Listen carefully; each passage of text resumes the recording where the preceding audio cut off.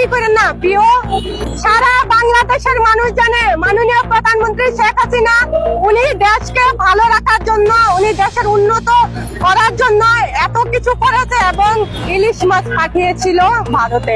এখন আপনারা এই সরকার, এই চাকরি খুঁজতে এসে সরকার হয়ে যাওয়া সরকারকে বলছি, আপনারা কোন সুবিধা পাওয়ার জন্য ইলিশ মাছ পাঠাচ্ছেন ভারতে? আমি একটু জানতে চাই, জাতি জানতে চাই। আমরা তাকে ভালোবেসে, ভালোবাসা দিয়ে, সম্মানের সাথে দেশে আনতে চাই।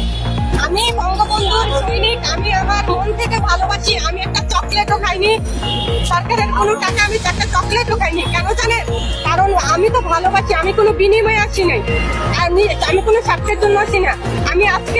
আমি জোরে গলায় বলতে চাই যে এই সরকার যারা এই দুর্নীতি করে, এখানে ষড়যন্ত্র করে এখানে আসছে, তাদের সময় ভালো যাবে না। কারণ